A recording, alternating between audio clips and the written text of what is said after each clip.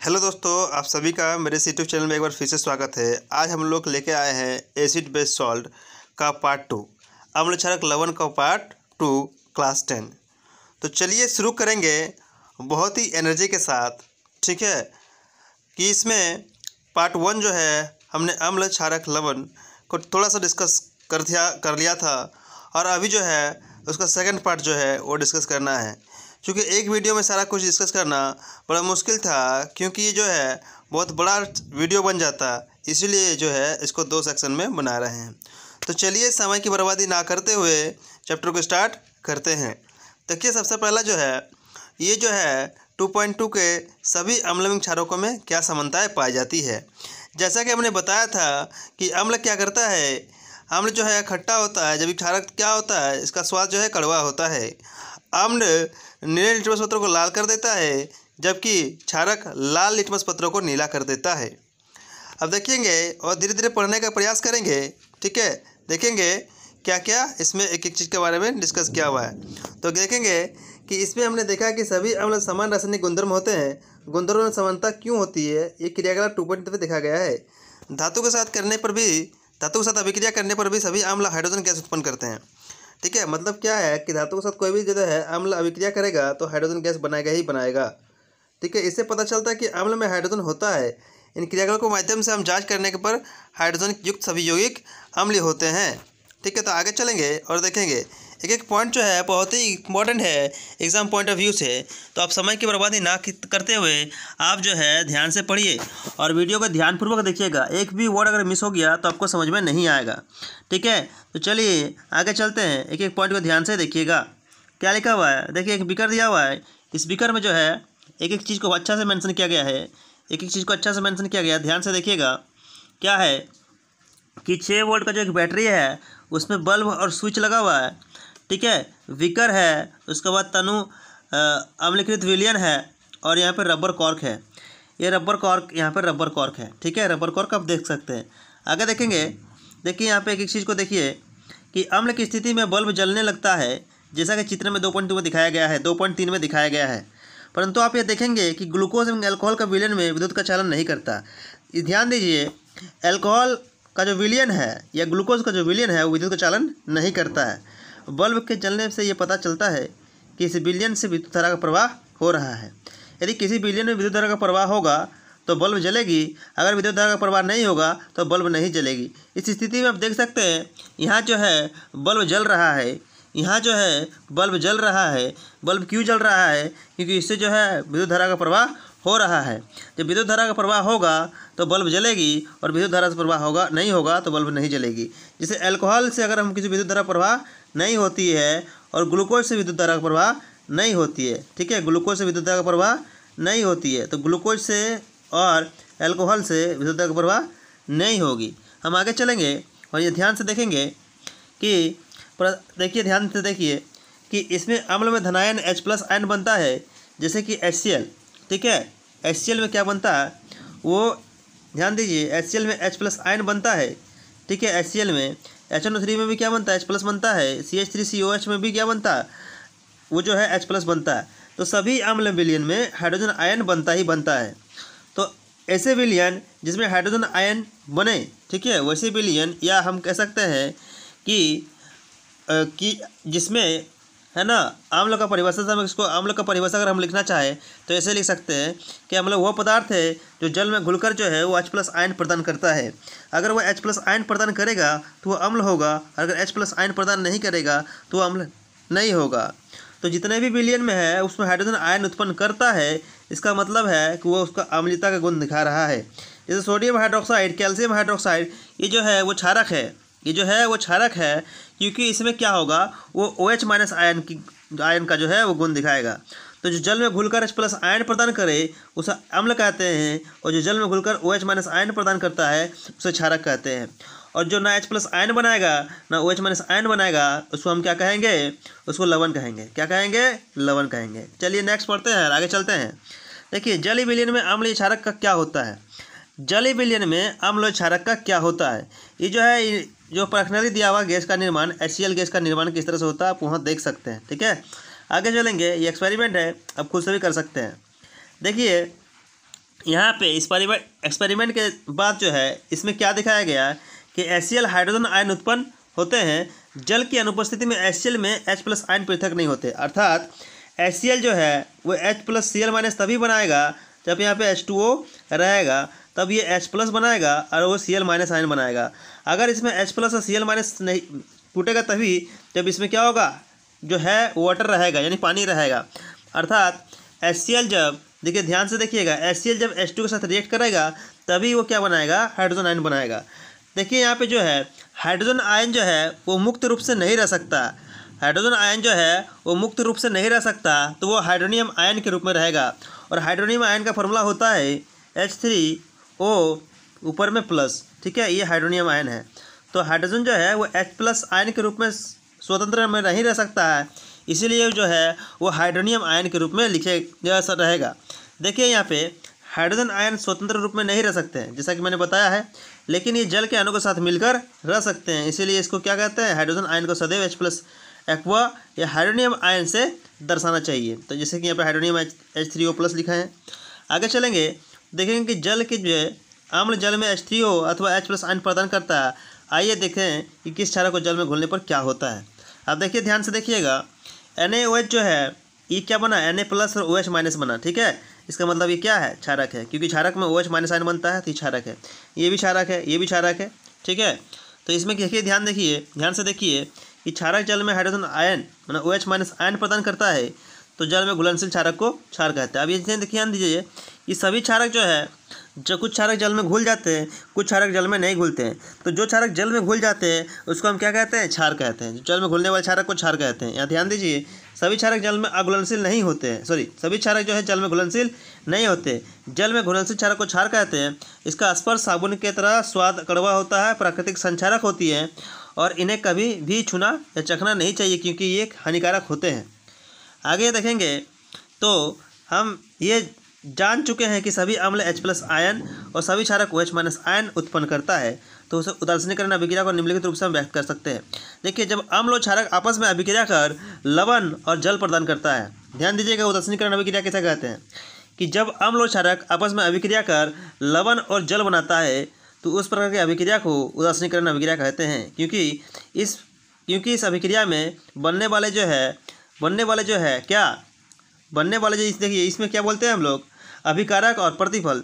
तो बनने वाले जो प्रतिफल होते हैं वो क्या होते हैं, ना तो अम्ल होता है और ना ही क्षारक होता है, इसीलिए इस स्थिति को उदासीनीकरण अभिक्रिया कहते हैं। अब देखेंगे आगे चल के, ठीक है, इसमें रिएक्शन भी आप देख सकते हैं, ये दिखाया गया है रिएक्शन को। अब यहाँ पे देख सकते हैं रिएक्शन कि यहाँ दिखाया गया है HX और MOH क्या कह रहा है, MX बना रहा है लवण और HOX मतलब पानी बना रहा है H2O, ठीक है। तो आगे देख सकते हैं, चलिए आगे देखते हैं। ध्यान दीजिए, जल में अम्ल या क्षारक के घुलने की प्रक्रिया को अत्यंत ऊष्माक्षेपी होता है। ऊष्माक्षेपी का मतलब होता है क्या, एक होता है ऊष्माशोषी, एक होता है ऊष्माक्षेपी, मतलब इसमें ऊर्जा निकलती है। तो जल में अम्ल या क्षारक के घुलने की प्रक्रिया अत्यंत ऊष्माक्षेपी होती है, मतलब अत्यंत क्या होता है, ऊष्मा निकलती है। जल में सांद्र नाइट्रिक अम्ल या सल्फ्यूरिक अम्ल को मिलाते समय अत्यंत सावधानी रखनी चाहिए। अम्ल को सदैव धीरे धीरे जल में लगातार हिलाते हुए जल में मिलाना चाहिए। सांद्र अम्ल में जल मिलाने पर उत्पन्न हुई ऊष्मा कारण मिश्रण अस्फलित होकर बाहर आ जा सकता है और आप जल सकते हैं। अत्यधिक स्थानीय ताप के कारण ठीक है उपयोग किया जा रहा है कांच की पात्र भी टूट सकता है। सांद्र सल्फ्यूरिक अम्ल के कैन यानी डिब्बा तथा सोडियम हाइड्रोक्साइड की बोतल पर चेतावनी के चिन्ह पर ध्यान दीजिए। जल में अम्ल या क्षारक मिलाने पर आयन की सांद्रता H3O+ या OH- के प्रति इकाई आयतन में कमी हो जाती है। इस प्रक्रिया का तनुकरण कहते हैं। अम्ल और क्षारक तनुकृत होते हैं, ठीक है, अम्ल और क्षारक तनुकृत होते हैं। यहाँ जो है इस क्वेश्चन को देखिए और इसको सॉल्व करने का प्रयास कीजिएगा, ठीक है। आगे चलेंगे, यहाँ पे ध्यान दीजिए, तीसरा पॉइंट जो है 2.3 वाला पॉइंट, देखिए ध्यान दीजिए, ये क्या है, अम्ल और क्षारक के विलयन कितने प्रबल होते हैं, ठीक है। तो ध्यान दीजिए, हम जानते हैं कि अम्ल और क्षारक सूचक का उपयोग करते हैं तो अम्ल और क्षारक में अंतर प्रदर्शित किया जा सकता है। पिछले अध्याय में हमने H+ आयन और OH- आयन के विलयन की सांद्रता के बारे में पढ़ा है। इसमें क्या हम किसी विलयन में उपस्थित आयन की संख्या जान सकते हैं, क्या हम कह सकते हैं कि विलयन में अम्ल अथवा क्षारक कितना प्रबल है। तो इसे जानने के लिए सार्वत्रिक सूचक क्या होता है, सार्वत्रिक सूचक जो अनेक सूचकों का मिश्रण होता है का उपयोग किया जाता है। सार्वत्रिक सूचक जो है किसी विलयन में हाइड्रोजन आयन की विभिन्न रंगों में प्रदर्शित कर सकता है। देखिए इसमें क्या होगा, एक पीएच स्केल जो है, पीएच स्केल विकसित किया गया। किसी विलयन में उपस्थित हाइड्रोजन आयन की सांद्रता ज्ञात करने के लिए एक स्केल विकसित किया गया जिसे पीएच स्केल कहते हैं। ये इंपॉर्टेंट क्वेश्चन है, ठीक है, कि किसी विलयन में उपस्थित हाइड्रोजन आयन की सांद्रता ज्ञात करने के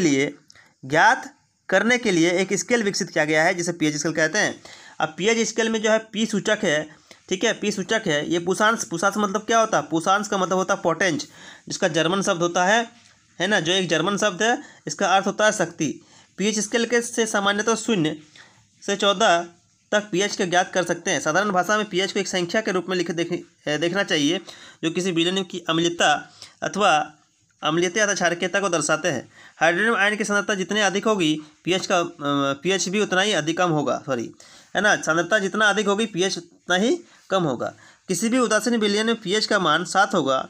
यदि पीएच स्केल में किसी विलयन का मान 7 से कम है तो वह अम्लीय विलयन होगा, और पीएच का मान 7 से 14 तक बढ़ता है तो वो विलयन OH के आयन की सांद्रता में वृद्धि होगी, अर्थात यह क्षार की शक्ति बढ़ रही है। सामान्यतः पीएच सांद्रता सूचक है ना आत्मनिर्भर पेपर द्वारा ज्ञात कर सकते हैं। देखिए ध्यान दीजिए, यहाँ पे एक चीज़ बड़ा इंपॉर्टेंट है कि ये जो है वो न्यूट्रल है, उदासीन है। इधर से जैसे जैसे जाएगा अम्ल की सांद्रता बढ़ती जाएगी। मतलब अगर यहाँ पे 1 है, 2 है, 3 है, 4 है, 5 है, और इधर ध्यान दीजिएगा ऐसे होता नहीं, लेकिन जनरली यहाँ से 0 से शुरू होता है, 0 1 2 इस तरह से शुरू होता है, और यहाँ 7 हो जाएगा, यहाँ पे 8 9 10 11 इस तरह से 14 तक जाएगा। तो जैसे जैसे इधर से जाएगा ना तो अम्ल की सांद्रता बढ़ती जाएगी, और इधर इधर जैसे जाएगा वो क्षार की सांद्रता बढ़ती जाएगी। अब यहाँ ध्यान दीजिए, अगर 2 हमारे पास बिलियन है, 2 बिलियन है, बिलियन ए और बी, बिलियन ए और बिलियन बी, इसका मान 5 है, इसका मान 3 है। तो अम्ल में ध्यान दीजिए, अगर 3 है इसका मतलब ये क्या, ये भी अम्ल है, और ये 5 है मतलब ये भी अम्ल है। तो जिसमें कम होगा दोनों के कंपैरिजन में वो ज़्यादा एसिडिक होगा, यानी ज़्यादा अम्लता गुण पाया जाता है। इसमें बी जो है का वैल्यू 3 है तो इसमें ज़्यादा अम्लता का गुण पाया जाएगा, ठीक है। आगे चलेंगे, ध्यान दीजिए, ठीक है, अलग अलग वैल्यू में जो है वो देख लिए। अब यह ध्यान देंगे कि अम्ल और क्षारक की शक्ति विलयन में क्रमशः H+ आयन और OH- आयन की संख्या पर निर्भर करती है।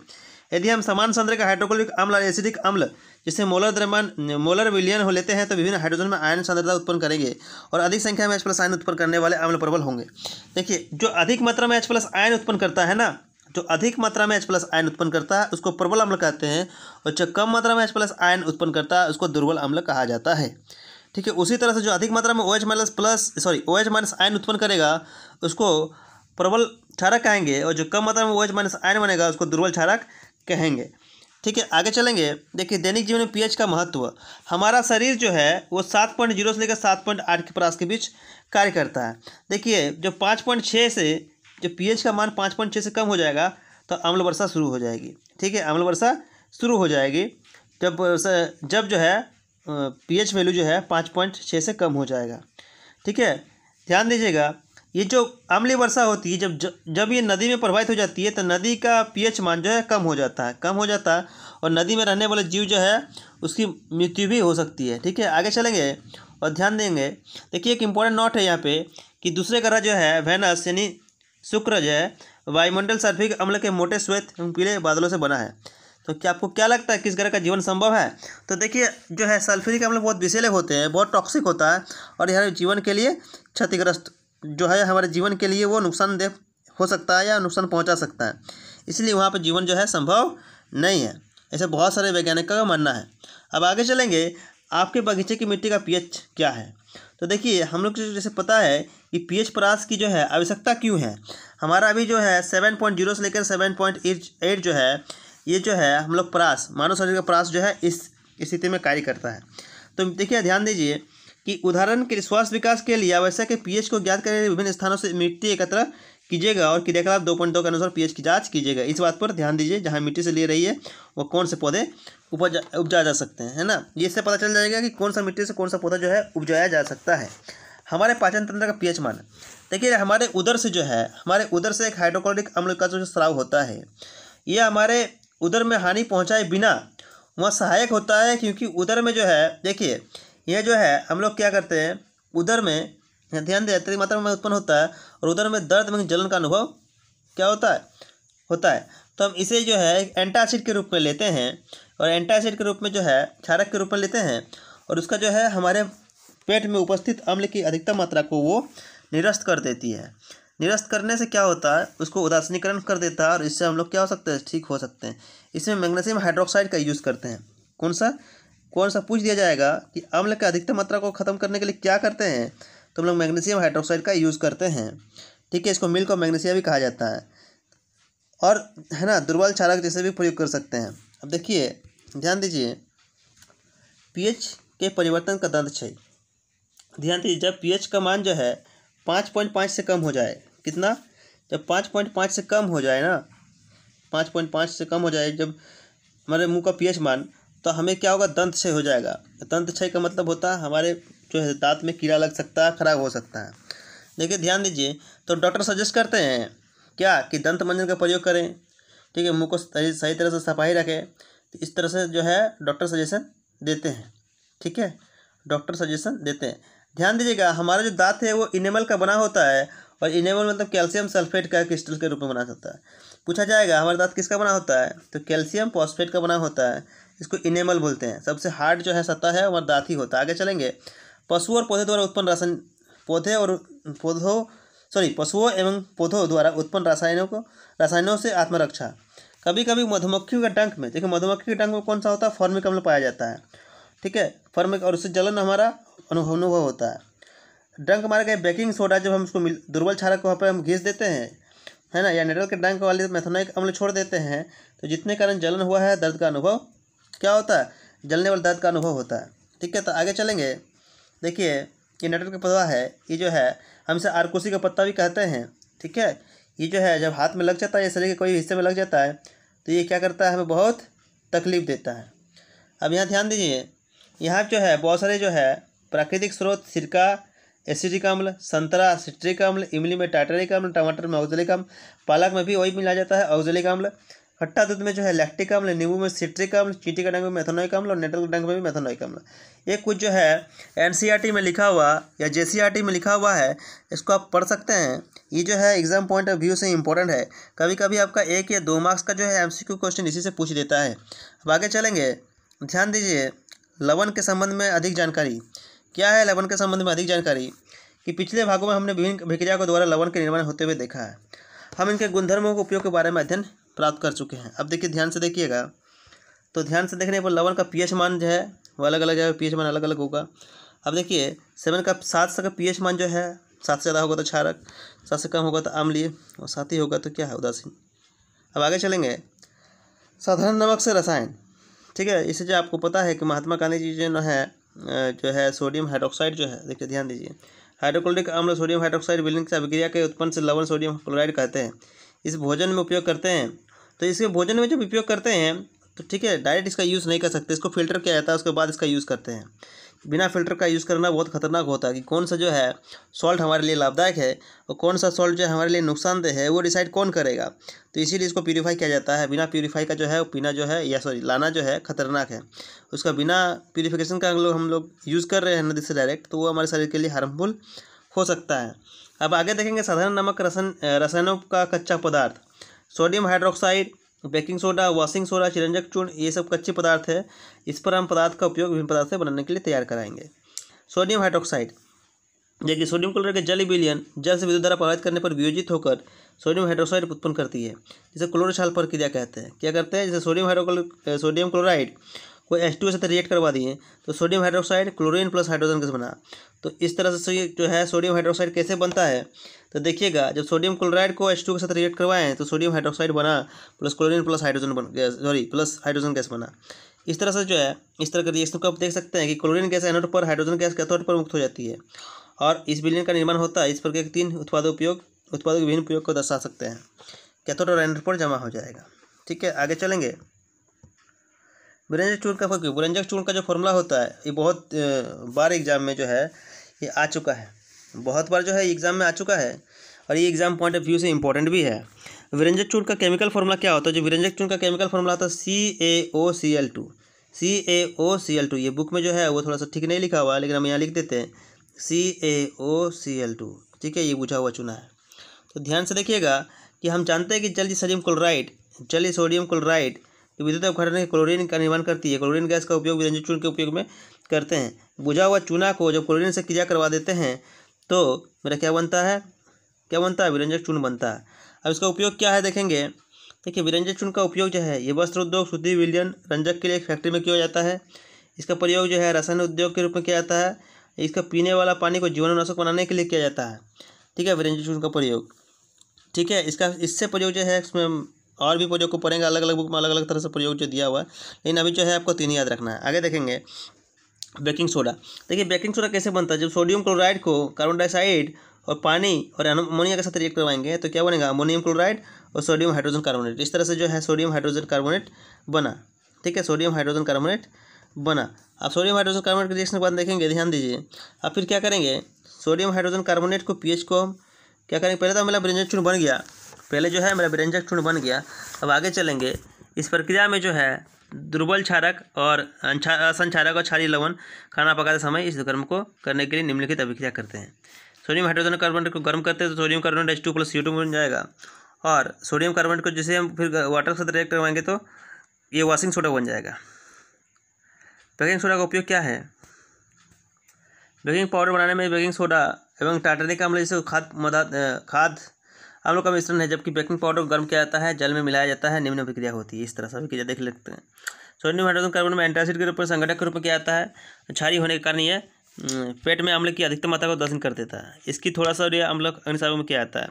धोने का सोडा Na2CO3.10H2O है ना, इसका केमिकल फॉर्मूला ये होता है Na2CO3.10H2O, Na2CO3.10H2O। इस तरह से रिएक्शन हो सकता है, इसको बोलते हैं ब्लीचिंग पाउडर। क्या बोलते हैं, ब्लीचिंग पाउडर। ठीक है, देखो धोने वाला सोडा, वॉशिंग सोडा जो है, धोने का सोडा जो है इसका उपयोग कांच, साबुन, कागज में किया जाता है, कागज उद्योग फैक्ट्री में किया जाता है। और उसका उपयोग बोरस जैसे सोडियम यौगिक के उत्पादन में किया जाता है। इसका उपयोग कार्बोनेट का उपयोग के रूप में किया जाता है, सोडियम कार्बोनेट का उपयोग के रूप में किया जा सकता है। इसका जल की स्थायी कठोरता को दूर करने के लिए किया जाता है। जल की स्थायी कठोरता को दूर करने के लिए क्या ब्लीचिंग पाउडर यूज़ किया जाता है, सॉरी ब्लीचिंग पाउडर यूज़ नहीं, क्या है, वॉशिंग सोडा। आगे चलेंगे, धोने के सोडे का उपयोग ये बता दीजिए। क्या लवण में क्रिस्टल वास्तव में शुष्क है, तो ध्यान दें, शुष्क दिखने वाले कॉपर सल्फेट, शुष्क दिखने वाले कॉपर सल्फेट क्रिस्टल में क्रिस्टलन का जल होता है। जब एक क्रिस्टल को गर्म करते हैं तो ये जल हट जाता है और लवण रंग श्वेत हो जाता है। यदि आप क्रिस्टल को पुनः जल से भिगोते हैं तो क्रिस्टल का नीला रंग वापस आ जाता है। लवण के एक सूत्र में इकाई जल को निश्चित अणुओं की संख्या को क्रिस्टल का जल कहा जाता है। कॉपर सल्फेट के एक सूत्र इकाई में जल की 5 अणु उपस्थित होते हैं। जल या कॉपर सल्फेट का रासायनिक सूत्र कॉपर सल्फेट .5H2O जो है होता है। क्या आप बता सकते हैं कि Na2CO3.10H2 का अणु जो है आर्द्र है या नहीं, आर्द्र है या नहीं। जिप्सम एक अन्य लवण है जिसमें क्रिस्टल का जल होता है।